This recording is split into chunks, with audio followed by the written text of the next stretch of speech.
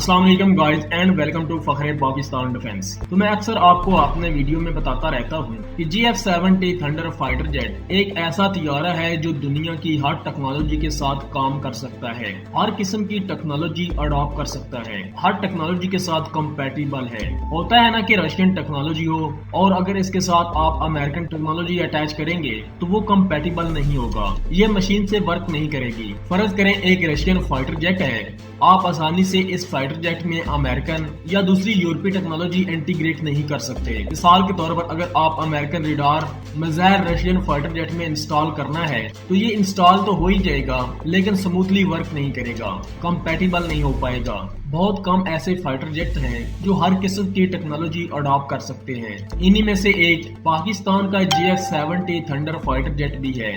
اگر آپ دیکھیں تو اس فائٹر جیٹ میں کئی ملکوں کی ٹیکنالوجی ایک ساتھ کام کر رہی ہے، اب چاہے وہ رشین انجن ہو، پاکستانی، چائنی اور امریکن ویپنز ہوں، ترکش اور دوسری یورپی ایویونکس ہوں، یہ فائٹر جیٹ آرام سے ان سب کو چلا رہا ہے۔ یہی نہیں بلکہ کامیاب پرفارمنس بھی دے رہا ہے۔ یہی وجہ ہے کئی ممالک اس فائٹر جیٹ میں دلچسپی رکھتے ہیں اور کئی اسے خرید بھی چکے ہیں، ان میں ایک آذربائیجان بھی ہے۔ آذربائیجان نے ریسنٹلی پاکستان کا GF-70 تھنڈر پاکستان سے خریدا ہے اور آذربائیجان اس فائٹر جیٹ میں 2 اہم میزائل انسٹال کرنے جا رہا ہے۔ آذربائیجان اپنے ان GF-70 تھنڈر میں ترکی کے بنے ہوئے میزائل انسٹال کرنے جا رہا ہے۔ آذربائیجان کے GF-70 بلاک 3 طیاروں کو ترکی کے بنائے گئے میزائلوں سے لیس کرنے کا فیصلہ کیا گیا ہے، جو عالمی ہتھیاروں کی پیداوار میں اس کے ایک اہم کھلاڑی کے طور پر مقام کو مضبوط کرتا ہے۔ دوستو، آذربائیجان کی فضائیہ اپنے نئے حاصل کردہ GF-70 کو ترکی کے جدید ترین بزدوان اور بیڈیون range air to air missile اور بزدوان within visual range air to air missile سے لیس کرنے کے لیے تیار ہے۔ یہ آذربائیجان کی فضائی جنگی صلاحیتوں میں ایک عام چھلانگ ہے جو اس کی فضائی بالادستی کو مزید مضبوط کرتی ہے۔ ترکی نے ایک پروگرام شروع کیا تھا جسے گوگتو پروگرام کہتے ہیں۔ اس پروگرام کے تحت 4 ترکی مختلف ویریئنٹ کے ایئر ٹو ایئر میزائل بنا رہا ہے، جن میں short range, long range, visual range air to air missile شامل ہیں۔ انہی ایئر ٹو ایئر میزائل میں سے ایک مرلن میزائل بھی ہے جسے بزدوان میزائل بھی کہتے ہیں، جو کہ short range air to air missile ہے۔ اس میزائل کی خاص بات یہ ہے یہ آف بار سیٹ اور کاؤنٹر کیپیبلٹی بھی اس میں شامل ہے۔ اس میزائل کی آف بار سیٹ کیپیبلٹی سے مراد میزائل سے وہ صلاحیت ہے جس کے تحت وہ اپنے ہدف کو اس وقت بھی نشانہ بنا سکتا ہے جب ہدف میزائل لانچ کرنے والے پلیٹ فارم مطلب فائٹر جیٹ کے بالکل سامنے نہ ہو۔ روایتی میزائلوں کو ہدف پر لاک کرنے کے لیے لانچ کرنے والے پلیٹ فارم یعنی کہ فائٹر جیٹ کو براہ راست ہدف کی طرف رخ کرنا پڑتا تھا، لیکن آف بار سیٹ کیپیبلٹی والے میزائل زیادہ لچکدار اور مؤثر ہوتے ہیں۔ یہ صلاحیت میزائل کو کئی طرح کے فوائد فراہم کرتی ہے، جیسا کہ زیادہ مؤثر جنگی صلاحیت، off boresight capability pilot کو ہدف پر لاک کرنے اور میزائل داغنے کی اجازت دیتی ہے، شاید وہ ہدف اس کے سامنے نہ ہو۔ اس سے پیلٹ کو دشمن کے جوابی حملوں سے بچنے کے لیے زیادہ وقت ملتا ہے اور زیادہ دشمن طیاروں کو نشانہ بنایا جا سکتا ہے۔ پیلٹ کو دشمن کے طیاروں کی طرف براہ راست رخ کرنے کی ضرورت نہیں ہوتی، جس سے دشمن کے ریڈار اور میزائلوں کی زد میں آنے کا خطرہ بھی کم ہو جاتا ہے، اور آف بار سائٹ میزائل مختلف زاویوں سے حملہ کر سکتے ہیں جس سے دشمن کے دفاع کو چکمہ دینا آسان ہو جاتا ہے۔ آف بار سیٹ کیپیبلٹی جدید ترین میزائلوں میں سے ایک اہم خصوصیات ہے اور یہ فضائی جنگ میں ایک اہم کردار ادا کرتی ہے۔ دوستو، میزائل کی کاؤنٹر کیپیبلٹی سے مراد میزائل کی وہ صلاحیت ہے جس کے تحت وہ دشمن کے دفاعی اقدامات یعنی کہ کاؤنٹر مہیر کو ناکام بنا سکتا ہے۔ دشمن میزائل کو رک یا اس کا رخ موڑنے کے لیے مختلف طریقے استعمال کرتا ہے، جیسا کہ جامنگ کرتا ہے، دشمن ریڈار سگنل کو جیم کر کے اس کے میزائل میں خلل ڈال سکتا ہے اور پلیئر آف چاپس کے ذریعے دشمن کے میزائل کو دھوکہ دے سکتا ہے، اور ریزر ڈائریکٹڈ الرجی ویپن یعنی کہ لیزر ہتھیار کے ذریعے میزائل کو گرم کر کے اس کے نازک حصوں کو نقصان پہنچا کر ناکارہ بنا سکتا ہے۔ لیکن جن میزائلز میں کاؤنٹر میئر کیپیبلٹی ہوتی ہے، ان کے سامنے یہ ٹیکنیک زیادہ کام نہیں کرتی۔ میزائل کی کاؤنٹر میئر کیپیبلٹی ان دفاعی نظاموں کو ناکام بنانے کے لیے مختلف تکنیکوں پر محیط ہوتی ہے، جن میں شامل ہے اینٹی جیمنگ ٹیکنیک، یعنی کہ میزائل میں ایسے سینسر اور پروٹیکشنل سسٹم ہوتے ہیں जो जामिंग के असरात को कम करते हैं। इसके अलावा ऐसे मिसाइल प्लेयर्स को असल हदफ से अलग करने के लिए जदीद एल्गोरिथम इस्तेमाल करते हैं। ऐसे मिसाइल में सेंसर्स भी होते हैं जो रेजर हमलों से इस मिसाइल को बचा सकते हैं। तो मर्लिन या बुज़दुआन टेक्निकली एक बेहतरीन शॉर्ट रेंज मिसाइल है जिसकी ऑपरेशनल रेंज 25 किलोमीटर तक है और इसकी स्पीड भी आउट क्लास है जो कि मार्क 4 तक है, यानी कि आवाज की रफ्तार से 4 गुना ज्यादा। और ये मिसाइल GF-70 थंडर के अलावा F-16, तुर्की के कान और खुर्द जेट से भी फायर किया जा सकता है। तुर्की के इस प्रोजेक्ट के दूसरे मिसाइल की बात की जाए तो ये एक बियॉन्ड विजुअल मिसाइल है, जैसा कि कुकदान का नाम इसको दिया गया है। Beyond visual range air to air missile ऐसे मिसाइल होते हैं जो हवाई जहाजों को अपनी बसरी हद से बैर निशाना बनाने की सलाहियत रखते हैं। रवायती मिसाइलों के बरक्स जिनको हदफ को देखने और लॉक करने के लिए पायलट्स की जरूरत नहीं होती।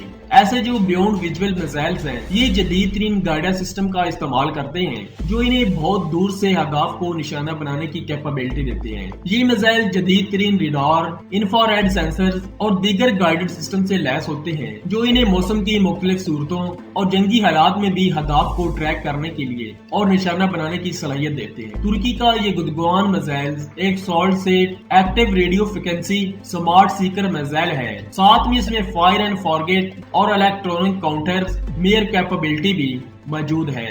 मिसाइल की फायर एंड फॉरगेट कैपेबिलिटी से मुराद वो सलाहियत है जिसके तहत मिसाइल को दागने के बाद लॉन्च करने वाले प्लेटफॉर्म से, यानी कि हवाई जहाज, बहरी जहाज या किसी भी लॉन्चर से हदफ पर मुसलसल नजर रखना या मिसाइल को गाइड करने की जरूरत नहीं होती। यानी कि आपने अपने फाइटर जेट से मिसाइल फायर कर दिया तो आप भूल जाएं, ये खुद ही अपने टारगेट तक पहुंचेगा। ये मिसाइल खुद मुख्तार तरीके से अपने हदफ को तलाश करता है और इस पर हमला करता है। तुर्की का ये मिसाइल 65 से 100 किलोमीटर तक की रेंज रखता है और ये F-16 थंडर और कान फाइटर जेट से लॉन्च हो सकता है। तो इन मिसाइलों के इंस्टॉल होने से तो GF-70 थंडर में एक नई ताकत आएगी। सवाल ये है कि इससे पहले GF-70 थंडर में इस किस्म के कैटेगरी के मिसाइल इंस्टॉल नहीं थे, तो जवाब है बिल्कुल थे। Pakistan short range air to air missile PL-5E, PL-9C, PL-10E और beyond visual range all Dalton PL-12 और PL-50E इस्तेमाल कर रहा है। हार्ड डाटर के अलावा बाकी तमाम air to air missile चाइनी technology के मिसाइल हैं, लेकिन अजरबैजान थंडर में इसी कैटेगरी के तरकश मिसाइल इस्तेमाल करेगा जो कि जदीद तरीन है। और तुर्की ने ये मिसाइल अमेरिका के एयर टू एयर मिसाइल के मुकाबले में बनाए हैं, खास तौर पर गुदगुआन लॉन्ग विजुअल रेंज मिसाइल जो कि अमेरिकी AI-120 को चैलेंज करने के लिए डिजाइन किया था, जिसमें नेक्स्ट जनरेशन टेक्निकल कैपेबिलिटी मौजूद है। और तुर्की का बुज़दुआन मिसाइल अमेरिका के मशहूर AIM-9 हार्ड डाटर के मुकाबले में बनाया गया है जो कि एक कामयाब शॉर्ट रेंज मिसाइल है। और तुर्की के प्रेबियम एयर टू एयर मिसाइल जो इस फाइटर जेट को एक नई ताकत मिलेगी वो कमाल की होगी। याद रहे कि GF-70 थंडर कोई ऑर्डिनरी फाइटर जेट नहीं है, ये मॉडर्न एयर वॉरफेयर की ग्रेजुएशन और इसमें जो कटिंग है और इंटीग्रेट किए गए हैं, इनमें से कई तो चीन के 5th generation fighter jet J-20 mighty dragging से लिए गए हैं। खास तौर पर थंडर की लास्ट 2 साल की डेवलपमेंट में इसके नए वेरिएंट कॉम्बैट रेंज में बहुत ज्यादा तरक्की मिली है और इसकी एडवांस एवियोनिक्स और नेक्स्ट जनरेशन टेक्नोलॉजी चीन के इसी स्टेल्थ फाइटर जेट से एक्सपायर है। दोस्तों, अगर अजरबैजान की बात की जाए तो अजरबैजान ने पाकिस्तान के GF-70 ब्लॉक 3 को हासिल करने का मुआहदा किया है, जिसके तहत कुछ GF-70 थंडर अजरबैजान को डिलीवर हो चुकी हैं और अभी कई ऑन ऑर्डर्स हैं। अंदाजे के मुताबिक ये डील $1.6 बिलियन की है। अजरबैजान इन जदीद तैयारों को अपने MiG-29 से रिप्लेस करेगा।